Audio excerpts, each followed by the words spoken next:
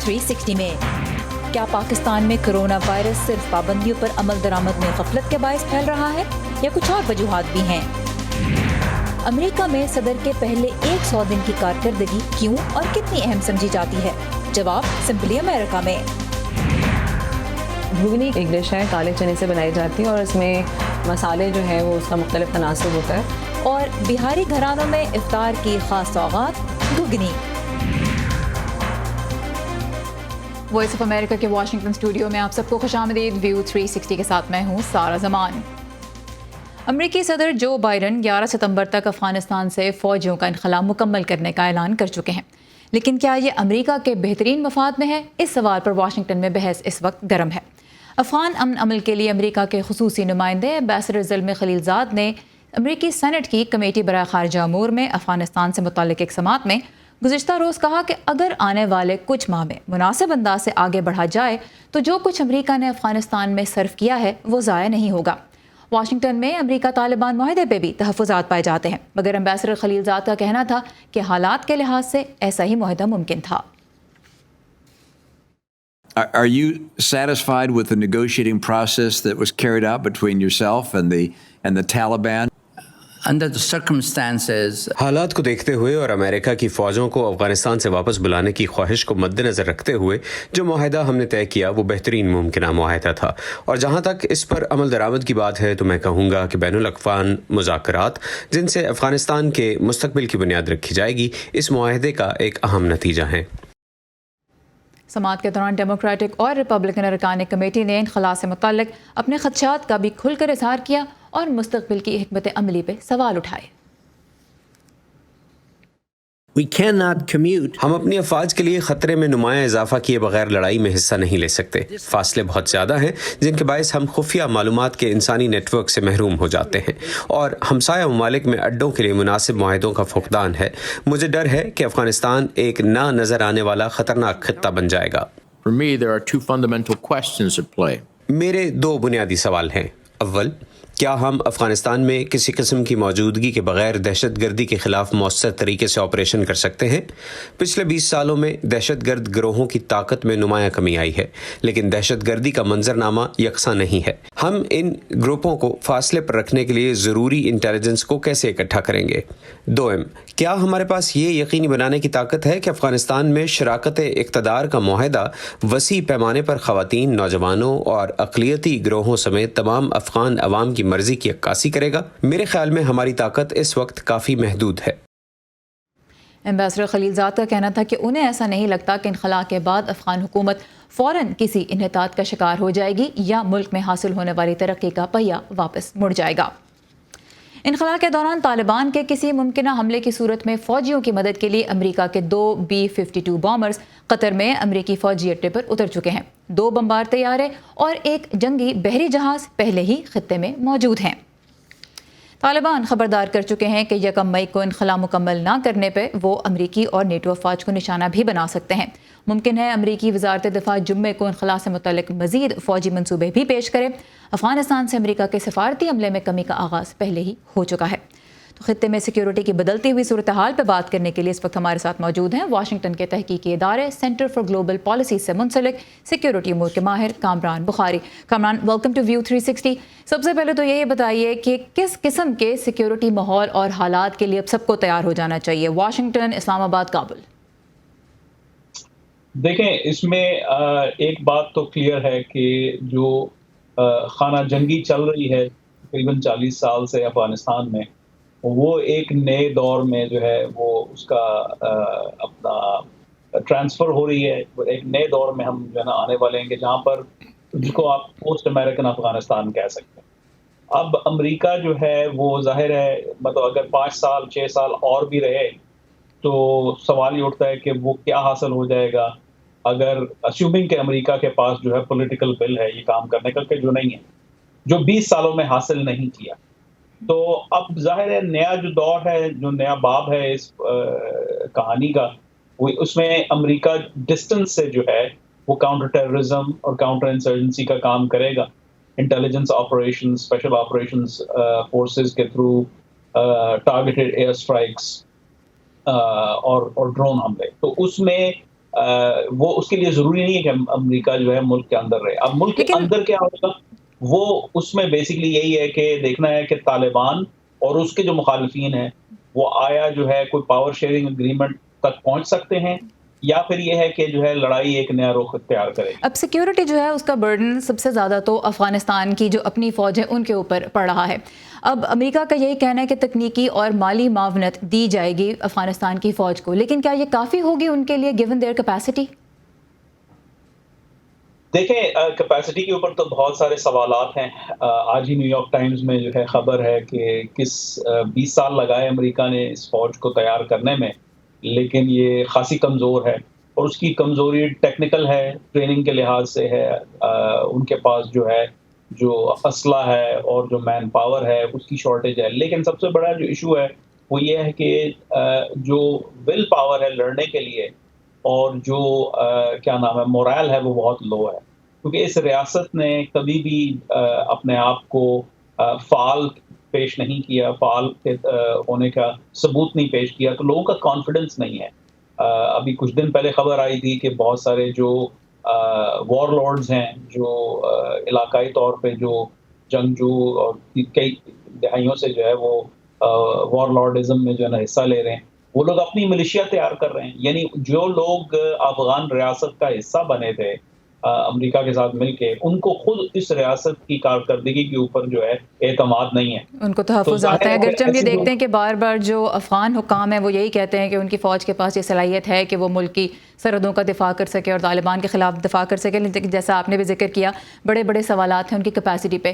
ایک اور بہت ضروری چیز کہ پاکستان اور امریکہ کا تعلقات اب کس دور میں داخل ہونے والے ہیں؟ کیا ایک مشکل دور آ رہا ہے؟ کیونکہ ہم نے دیکھا جنرل میکنزی نے جو سینٹرل کمانڈ کے کو ہیڈ کرتے ہیں، انہوں نے کانگریس میں یہ کہا کہ پاکستان ایک مستحکم افغانستان میں تو دلچسپی رکھتا ہے لیکن وہ بہت زیادہ پچھلے 20 سالوں میں مددگار ثابت نہیں ہوا. پاکستان نے جواب میں پھر یاد دلایا کہ ہم نے امریکہ اور طالبان کے درمیان جو معاہدہ ہے اس کو فیسیلیٹیٹ کیا. تو کسی بھی قسم کے اگر سیکیورٹی کے مشکل حالات پیدا ہوتے ہیں تو پاکستان پہ اور امریکہ کے تعلقات پہ اس کا کس طرح کا اثر آپ دیکھتے ہیں ہو سکتا ہے؟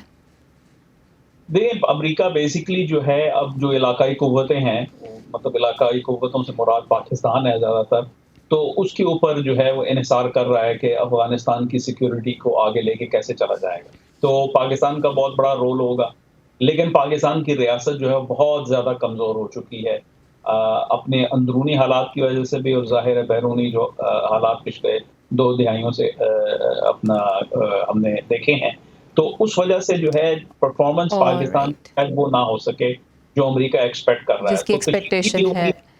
کشیدگی ہوگی اور جو ہے وہ اس میں ایک طرح سے تعاون بھی ہوگا، مکسڈ بیگ ہوگا. ٹھیک ہے، thank you very much Kamran. صرف وقت کی کمی کی وجہ سے ہمیں اس گفتگو کو یہاں پہ ختم کرنا ہوگا. سیکیورٹی امور کے ماہر کامران بخاری ہمارے ساتھ تھے اور پاکستان کا بھی موقف یہی رہا ہے کہ وہ جس طرح سے بھی اس پیس پروسیس کو افغانستان میں فیسیلیٹیٹ کر سکتا ہے وہ کر رہا ہے اور اپنی سرحدوں کے دفاع کے لیے بھی پاکستان تیار ہے.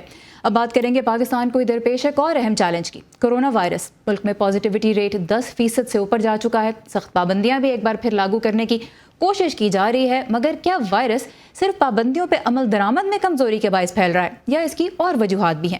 یہی جاننے کے لیے صبا شاہ خان نے متعدی امراض کی ماہر ڈاکٹر بشرا جمیل سے بات کی، جو کہ NCOC کو بھی کرونا وبا کے بارے میں مشاورت فراہم کر رہی ہیں.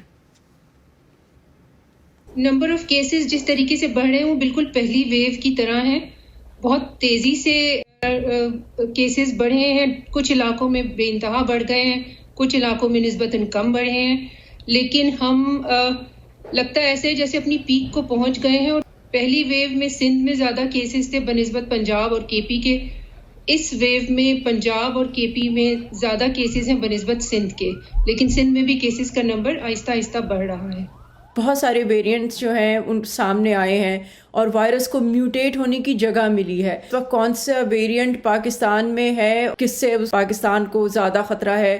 سیکنڈ ویو کے ٹائم پہ پاکستان میں یہ پتہ چلا تھا کہ UK ویریئنٹ جو کہ B117 ہے اس کے کچھ کیسز پاکستان میں ڈیٹیکٹ ہوئے تھے. پھر جو نمبر آف کیسز ایک دم بڑھنے شروع ہوئے ہیں، اس میں بھی یہی اندازہ لگایا گیا ہے کہ یہ B117 جو UK ویریئنٹ ہے اس کی وجہ سے اتنی تیزی سے مرض پھیلا ہے، کیونکہ اس اسٹرین کے ساتھ یہ ایسوسیٹڈ ہے کہ اس میں ٹرانسمیشن زیادہ آسانی سے ہوتا ہے. سیکوینسنگ پاکستان کن علاقوں میں کر رہا ہے، کتنی ہو رہی ہے اور کتنی افیکٹو ہے ویکسین پاکستانی پاپولیشن میں؟ 3 سینٹرز پروبلی ایسے ہیں. کراچی یونیورسٹی جو کہ صرف ریسرچ پرپسز کے لیے کرتا ہے, آغا خان یونیورسٹی ہاسپٹل, اور سب سے زیادہ جو کامنلی یوزڈ ادارہ ہے جہاں پورے پاکستان کے اسٹرینز جاتے ہیں وہ NIH اسلام آباد ہے, نیشنل انسٹیٹیوٹ آف ہیلتھ. یہاں پہ یہ کوشش کی جا رہی ہے کہ دیکھا جائے کہ پاکستان میں کتنی قسم کے ویریئنٹس اس وقت سرکولیٹ کر رہے ہیں. B117 ڈیفینیٹلی آئسولیٹ ہوا ہے پاکستان سے. اس کے علاوہ کوئی اور ویریئنٹ آف کنسرن ابھی تک پاکستان میں رپورٹ نہیں ہوا. سائنٹیفک ریویو کے بعد ہی یہ ویکسینز انٹروڈیوس کی گئی ہیں پاپولیشن میں. کوئی میجر ایڈورس ایونٹس ان والی ویکسینز کے ساتھ ایسوسیٹڈ نہیں ہے, جیسے ایسٹرازینیکا یا جینسن کے ساتھ کلاٹس کا ایفیکٹ آ گیا, یا دوسری اور ویکسینز کے ساتھ بھی جو میجر سائیڈ ایفیکٹس ہیں اس قسم کے کوئی سائیڈ ایفیکٹس نہیں ہے, تو سیف ویکسینز ہیں. تیسری بات یہ ہے کہ یہ ان کی ایفیکیسی ایکسیپٹیبل ہے. جن لوگوں کو ویکسین مل چکی ہے اور اگر ری انفیکشن ہو رہا ہے ان میں سیویرٹی کتنی ہے ڈیزیز کی؟ اوور آل سیویرٹی کم ہوتی ہے. تھیوریٹیکلی بھی یہ ایکسپیکٹڈ ہے کہ سیویرٹی کم ہو, اور اگر سیریس ڈیزیز ہوتی بھی ہے تو وہ چند ایک لوگوں میں ہوتی ہے جن کے امیونٹی کے ساتھ مسائل ہوتے ہیں, کیونکہ یونیفارملی سب میں ایک جیسا امیون رسپانس نہیں ڈیولپ ہوتا. تو بعض لوگوں میں انفیکشن ہو جاتا ہے, بہت کم پرسنٹیج ایسے لوگوں کی, جس کی وجہ سے یہ سوچا جا رہا ہے کہ شاید بوسٹر ڈوزز کی کسی ٹائم پہ ضرورت پڑے گی, لیکن ابھی کوئی ریکمنڈیشن نہیں ہے. Is it possible کہ a vaccine can behave different population میں differently اور results different ہو سکتے ہیں؟ It is a scientific fact that vaccines behave differently in different populations, کیونکہ genetic makeup, background immunity یہ سب چیزیں میٹر کرتی ہیں. تو ہر پاپولیشن جو ہے ایک طرح بیہیو نہیں کرتی, لیکن جیسے جیسے ویریئنٹس ایوالو کر رہے ہیں ویسے ویسے ویکسینز میں بھی چینجز آئیں گے, اور بہت زیادہ لائکلی ہے کہ by the end of this year we would all be going for another kind of vaccine. رمضان ہے, عید آ رہی ہے, we saw it last year, بازاروں میں لوگوں کا رش ہے. آپ ایز اے سائنٹسٹ, فزیشین, صورتحال کیا دیکھ رہی ہیں؟ دیکھیں, یہ تو ریئلائزیشن پہ ہوتا ہے. جب تک انڈیویجولس خود ریئلائز نہیں کریں گے کہ انہیں یہ پریکاشنز لینی ہے, کوئی قانون, کوئی پالیسی افیکٹو نہیں ہوتی. اور میجر لاک ڈاؤنز بہت نقصان دہ ہوتے ہیں. تو ان دونوں کے بیچ میں ایک بیلنس اسٹرائک کرنا ہے, اور لوگوں کو خود یہ رسپانسبلٹی اٹھانی ہوگی کہ اپنے آپ کو بھی پروٹیکٹ کریں اور دوسروں کو بھی بچائیں انفیکشن سے. سو ایک کیئرلیس ایٹیٹیوڈ لوگوں کا ہوتا ہے. جب تک یہ ایٹیٹیوڈ چینج نہیں ہوگا اس وقت تک ٹرانسمیشن بلاک کرنا بہت مشکل ہوگا. یہ تھی متعدی امراض کی ماہر ڈاکٹر بشرا جمیل. امریکہ کے ادارہ برائے داخلی سیکیورٹی نے اپنی صفوں میں انتہا پسندوں کی نشانی کے لیے تحقیقات کا آغاز کیا ہے. تفصیلات کے لیے ہم چلیں گے نخبت ملک کی جانب. نخبت, یہ جو ادارہ ہے department of homeland security, یہ ملک کو درپیش خطرات کی نشاندہی کرتا ہے, اور اب یہ اپنے اندر انتہا پسندوں کو تلاش کر رہا ہے. کیا وجہ بتائی گئی ہے ان تحقیقات کی؟ جی, امریکہ میں 9/11 کے بعد department of homeland security کا قیام عمل میں آیا تھا, اور اس وقت اس ادارے میں تقریباً 2.5 لاکھ لوگ جو ہیں وہ کام کرتے ہیں. ادارے کے جو اعلیٰ حکام ہیں انہوں نے ایک بیان جاری کیا ہے, اور انہوں نے کہا ہے کہ ہم فوری طور پہ ادارے کے اندر ایک جامع ریویو شروع کر رہے ہیں, جس سے ادارے کے اندر موجود دہشت گرد عناصر کا فوری طور پہ بہتر طور پہ پتہ چلایا جا سکے, ان سے نمٹا جا سکے اور انہیں روکا جا سکے.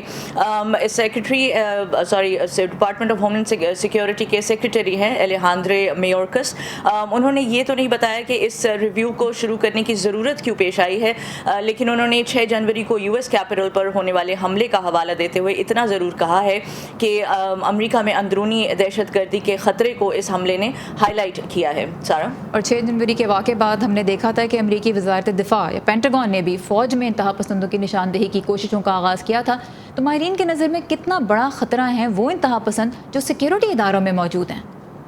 جی سارا, پینٹاگون نے 2 ماہ پہلے ایک رپورٹ جاری کی تھی جس میں انہوں نے کہا تھا کہ ملک میں موجود اندرونی دہشت گردی جو ہے وہ فوج کے لیے خطرہ ہے, اور اب ہوم لینڈ سیکیورٹی ڈپارٹمنٹ نے بھی ایک ریویو کا اعلان کیا ہے. لیکن ماہرین کہتے ہیں کہ ان سب کوششوں کے باوجود ملک میں سیکیورٹی اداروں کے اندر موجود جو دہشت گرد عناصر ہیں ان کے بارے میں تحقیقی مواد بہت کم ہے, معلومات بہت کم ہے. تو قانون نافذ کرنے والے ادارے اپنی صفوں میں انتہا پسندی کو تبھی روک سکتے ہیں جب وہ بہتر طور پہ معلومات اکٹھی کریں اور اس کا بہتر طور پہ تجزیہ کریں. اس کے ساتھ ساتھ دہشت گردی کے خلاف تعلیم اور تربیت میں بھی ماہرین کہتے ہیں کہ اداروں کو اضافہ کرنا ہوگا, اور ساتھ ساتھ ایسے ملازمین کی دوبارہ سیکیورٹی کی جانچ پڑتال اور ان کی بیک گراؤنڈ چیک وغیرہ کیا جائے جن کے پاس پہلے سے سیکیورٹی کلیئرنس موجود ہے. اور انتہا پسندی ایک ایسا خطرہ ہے، ایک ایسا مسئلہ جس کے بارے میں صدر جو بائیڈن بھی اب اکثر بات کرتے ہیں۔ نخبت ملک ہمارے ساتھ ہیں کیپٹل ہل سے، تھینک یو ویری مچ۔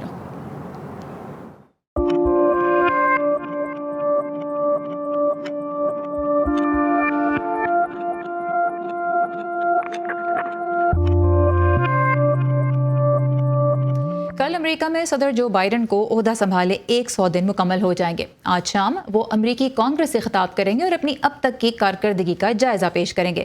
رائے عامہ کے 2 اہم جائزوں میں صدر جو بائیڈن کی کارکردگی کو اوسطاً 53% امریکیوں نے پسند کیا ہے، لیکن جہاں کووڈ کے خلاف ویکسینیشن مہم کو آگے بڑھانے پہ انہیں سراہا جا رہا ہے، وہیں غیر قانونی تارکین وطن کے بحران سے نمٹنے کی حکمت عملی پہ ان پہ تنقید بھی کی جا رہی ہے۔ ان کی خارجہ پالیسی پہ بھی تحفظات کا اظہار کیا جا رہا ہے۔ تو سمپلی امریکہ میں فائزہ بخاری آج بتا رہی ہیں کہ امریکہ میں کسی بھی صدر کے پہلے 100 دن کی کارکردگی کو کتنی اہمیت دی جاتی ہے اور کیوں۔ حلف اٹھانے کے فوراً بعد 100 دنوں میں نئے امریکی صدر کی کارکردگی کیسی رہی؟ اپنی انتخابی مہم کے دوران کیے گئے وعدوں پر وہ کس حد تک عمل درآمد کر پائے؟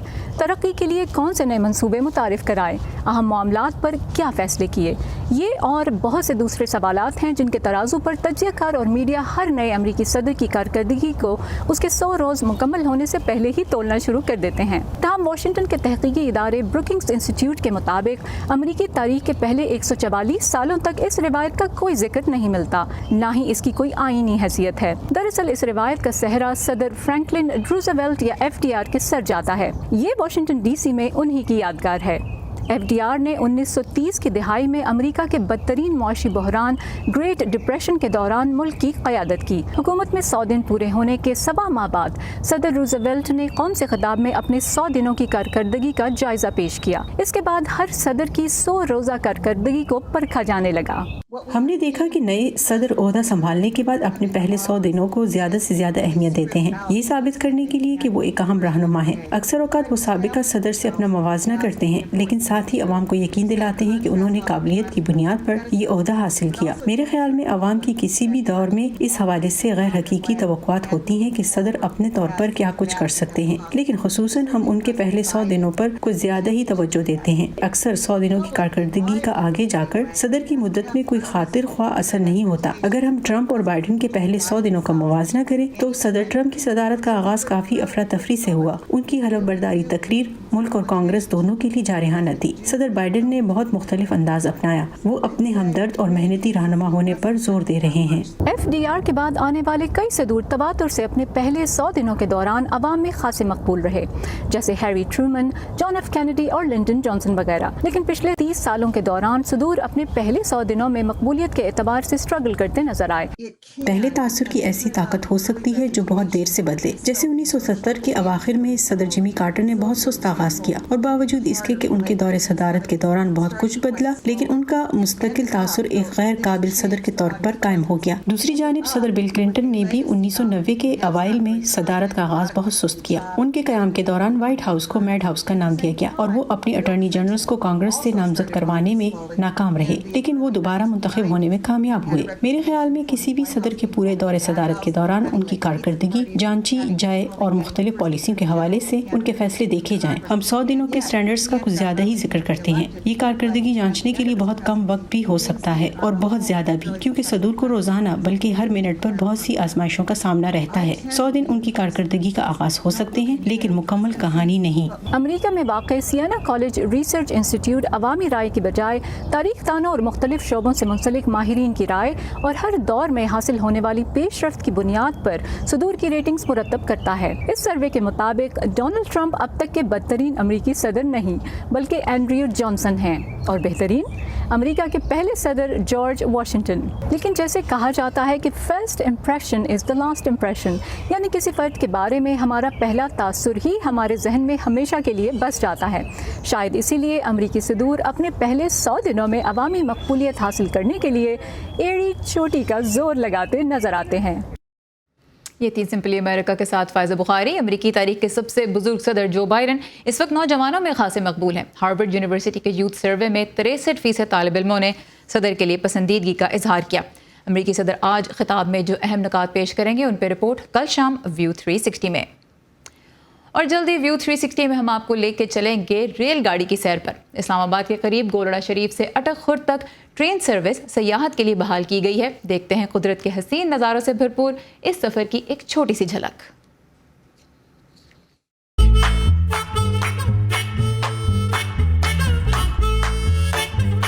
جہاں تک بات ہے ٹریول کی، میں جتنا ایکسپیکٹ کر رہا تھا اس کو کہ میں اس کو بہتر سے بہتر محسوس کر سکوں، اس کو انجوائے کر سکوں، میری ایکسپیکٹیشن سے بیونڈ ہے یہ سفر۔ راستے میں کافی فیسینیٹنگ قسم کی چیزیں ہیں، ڈفرینٹ اولڈ اسٹیشنز ہیں، ٹنلز ہیں۔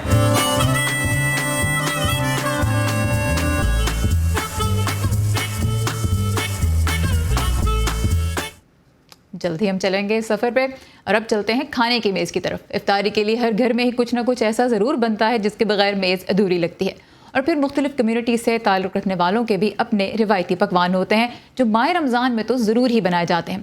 تو آئیے چلتے ہیں ایک بہاری خاندان کے کچن میں اور دیکھتے ہیں گھگنی۔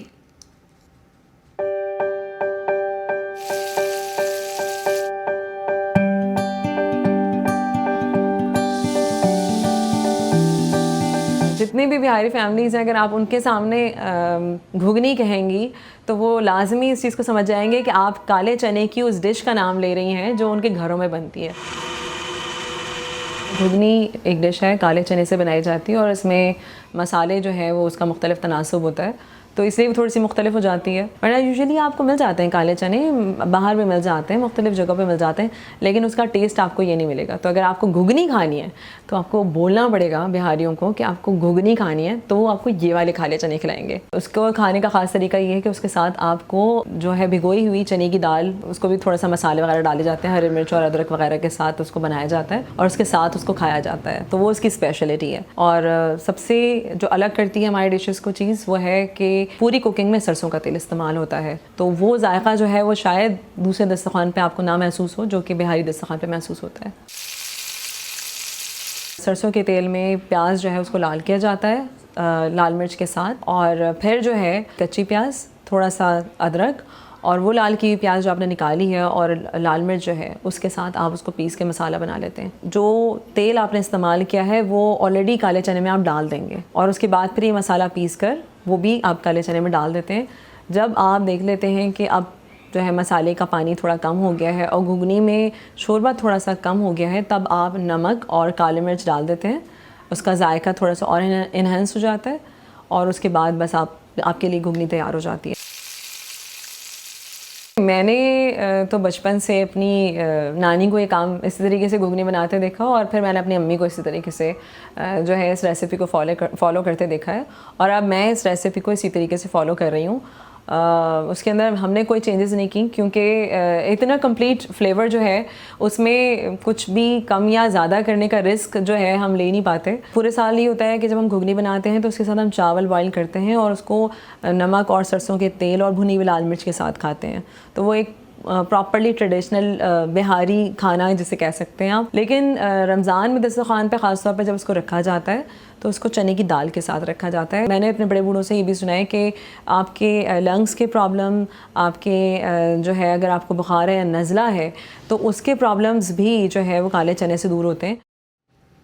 ہاں جی، گھگنی تو اب ٹرائی کرنی پڑے گی۔ آنے والے دنوں میں ہم آپ کو کچھ اور کمیونٹیز کے بھی روایتی کھانے دکھائیں گے۔ یہاں پہ ہم کریں گے آج کا ویو 360 ختم۔ آپ کی فیڈ بیک کا انتظار رہے گا۔ آئیے facebook.com/VOA اردو کے پیج پہ، ٹویٹر اور انسٹاگرام پہ بھی ہمیں فالو کرتے رہیے۔ ہمارا ہینڈل ہے @UrduVOA۔ سارے زمان کو بھی اجازت دیجیے۔ خدا حافظ۔ تازہ ترین خبریں، اہم واقعات، آڈیو ویڈیو رپورٹس اور تجزیے دیکھیں، سنیں اور پڑھیں VOA اردو کی اسمارٹ فون ایپ پر۔ خبریں اب ہر وقت آپ کی مٹھی میں۔